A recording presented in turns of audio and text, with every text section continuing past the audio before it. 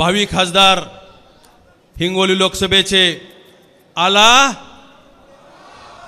आला बाबूराव आता मी बाबूरावजींना विनंती करतो की आपण या ठिकाणी मार्गदर्शन करावं। छत्रपती शिवाजी महाराज,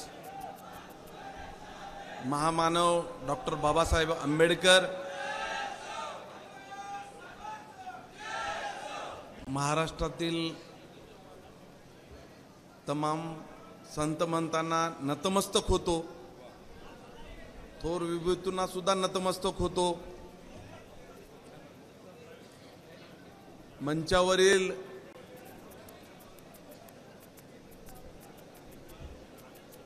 माहूरगडचे महाराज श्याम बापू यांना सुद्धा नतमस्तक होतो। त्यांच्यासोबत असलेले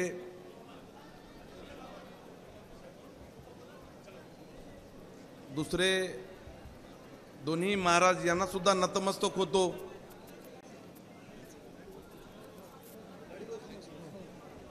या महाराष्ट्र राज्याचे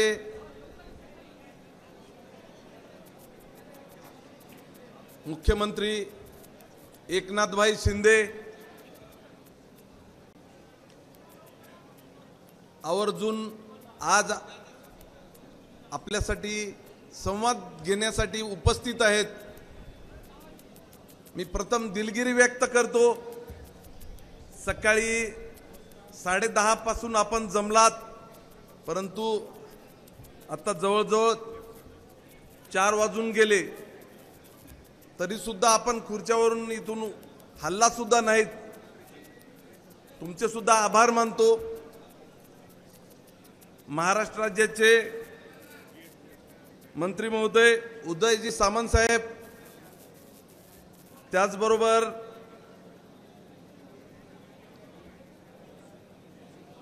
आज जे आपल्या इथं माजी खासदार म्हणून शिवसेनेमध्ये गेल्या महिन्यातच प्रवेश केला असे सिने अभिनेता गोविंदाजी हे सुद्धा आवर्जून उपस्थित आहेत। यांना सुद्धा 6 वाजता आपल्या हातगाव शहरात यांची रॅली आहे। त्याचबरोबर 7 ते रात्री 10 पर्यंत उमरखेड शहरामध्ये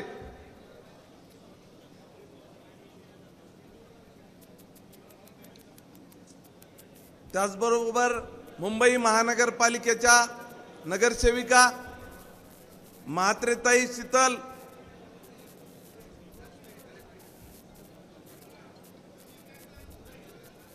माननीय श्री आमदार भीमरावजी केराम साहेब, माननीय श्री तानाजी मुटकुळे साहेब, माननीय श्री आमदार संतोषजी बांगर साहेब, माननीय श्री आमदार नामदेवरावजी ससाने साहेब, माननीय श्री आमदार राजूजी नवघरे साहेब वसमत, माजी खासदार शिवाजीराव माने साहेब, माजी आमदार श्री गजानरावजी घुगे साहेब, माजी आमदार श्री उत्तमरावजी इंगळे साहेब, माजी आमदार श्री राजेंद्रजी नजरधने साहेब, माजी आमदार श्री रामरावजी वडकुते साहेब, त्याचबरोबर महायुतीचे सर्व घटक पक्षाचे जिल्हा प्रमुख, तालुका प्रमुख, उपजिल्हा प्रमुख, आमचे लोकसभेचे तथा मराठवाड्याचे उपनेते आनंदरावजी जाधव साहेब, वेळ कमी असल्यामुळे मंचावरील सर्व अतिथीगण, समोर बसलेले महायुतीचे सर्व पदाधिकारी, मतदार आणि बंधू आणि भगिनींनो, सर्व पत्रकार मंडळी, खरं तर खूप वेळ झालेला आहे, परंतु ज्या दिवसापासून उमेदवारी दिली त्या दिवसापासून महाराष्ट्राचे मुख्यमंत्री पाठीमागच माझ्या लागलेले आहेत। मला सांगितलं की फॉर्म भरायला सुद्धा मी येतो। मला वाटते महाराष्ट्रात कुठंच गेले नसतात, परंतु आपला फॉर्म भरण्यासाठी सुद्धा ते हजर झाले। आज फक्त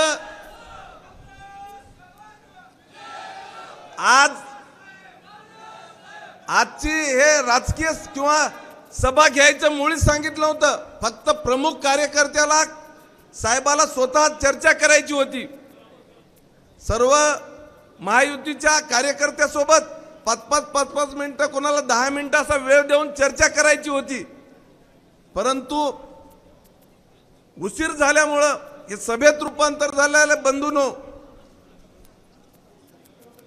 परंतु माझ्यावर जी लोकसभेची एवढी मोठी जबाबदारी झाली टाकलेली आहे आणि ते सुद्धा एका 4-5 दिवसामध्ये, मंचावरील बरीच मंडळी, त्याच्यामध्ये इच्छुकामध्ये श्यामबाबा भारती महाराज सुद्धा होते. मंचावरील लोकसभेच्या साठी रामदासरावजी पाटील सुमटानकर साहेब सुद्धा होते. गजानरावजी घुगे साहेब सुद्धा होते. त्याचबरोबर डॉक्टर देवसरकर साहेब सुद्धा होते. इकडं आपले आमचे पाटील साहेब, माजी खासदार माने साहेब सुद्धा होते. श्रीकांत पाटील सुद्धा होते. खूप मंडळी होती. परंतु आणखी बरीच मंडळी, रामरावजी वडकुते साहेब सुद्धा होते. परंतु फिरत फिरत फिरत चेंडू माझ्याकडे आला.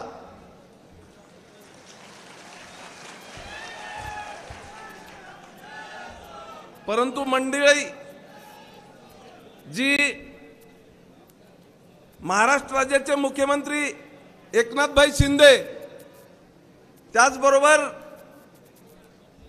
दुसरे उपमुख्यमंत्री देवेंद्रजी फडणवीस, त्याचबरोबर तिसरे उपमुख्यमंत्री अजितदादा पवार साहेब यांनी जी जबाबदारी टाकली की भारताचे तिसऱ्यांदा पंतप्रधान बनवण्यासाठी, भारताला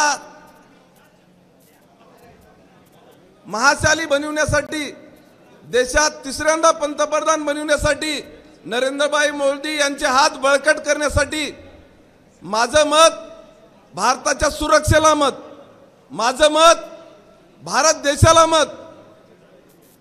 एका सर्वसामान्य कुटुंबात, शेतकरी कुटुंबातल्या सर्वसामान्य कार्यकर्त्याला जी एकनाथभाई शिंदे यांच्या माध्यमातून मला जी उमेदवारी दिली, जे खरं बाळासाहेबांचं स्वप्न 80% समाजकारण 20% राजकारण, जे आपला महामंत्र आहे, त्याची पूर्तता खरी कोणी केली असेल तर माझ्यासारख्या सर्वसाधारण तळागाळातल्या एका कार्यकर्त्याला एकनाथभाई शिंदे यांनी लोकसभेची फार मोठी जबाबदारी दिलेली आहे. मी एकच विषय कॅबिनेटचा, राज्यसभेचा, आपल्या महाराष्ट्र शासनाचा आणि एक विषय केंद्राचा नरेंद्र मोदी साहेबांचा सांगतो, जे की कोरोनाच्या काळामध्ये उपासमारीने लोक मृत्युमुखी पडत होते. आपण पाहिला असेल, बरेच रेल्वे खाली इथं जालन्याजवळ चिरडल्या गेले. मुंबई सोडून आपल्या मूळ गावी लोक पळायला सुरुवात झाली होती. अशा परिस्थितीमध्ये 2-2 दिवस 4-4 दिवस लोक उपासी होते. परंतु भारताचे पंतप्रधान नरेंद्रभाई मोदी यांनी गोरगरिबासाठी कोविडच्या काळापासून आजपर्यंत, आजपासून पुढचे 5 वर्ष भारतातल्या 80% लोकांना मोफत धान्य देण्याचा निर्णय घेतलेला आहे. आतापर्यंत कोणीच असा निर्णय घेतला नाही.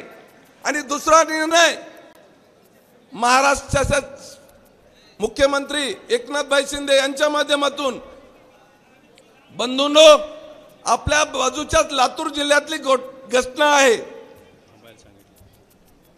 तिथं रात्री 2 वाजता टीव्हीवर पट्टी चालू झाली. एका भगिनीनं, ग्रॅज्युएशन झालेली मुलगी, वडील गरीब घराण्यातले, तिने आत्महत्या केली आणि चिठ्ठी लिहून ठेवली. माझ्यासारख्या दुसऱ्या भगिनीवर ही वेळ येऊ नये। महाराष्ट्र राज्याच्या मुख्यमंत्र्यांनी टीव्हीवर बातमी बघितली, रात्रीतून तात्काळ यंत्रणा हलवली, संबंधित खात्याचे मंत्री महोदय, संबंधित खात्याचे सेक्रेटरी, आणि उद्या नोटिंग काढून कॅबिनेटची बैठक बोलवली। त्या मुलीचा वडील बिचारा धडधड रडत होता, आणि हे एवढा सोपा विषय नाही। एवढे तत्पर आणि एवढे संवेदनशील मुख्यमंत्री महाराष्ट्र राज्याचे फक्त एकनाथ भाई शिंदेच असू शकतात। कॅबिनेट बोलून तात्काळ निर्णय घेतला, KG to PG महाराष्ट्रातल्या सर्व समाजाच्या मुलीसाठी येणाऱ्या जूनपासून शिक्षण मोफत केलेलं आहे। हा महत्त्वाकांक्षी निर्णय फक्त कोण घेऊ शकतात, तर एकनाथ भाई शिंदेच घेऊ शकतात। हा जनतेला संदेश दाखवून दिलेला आहे।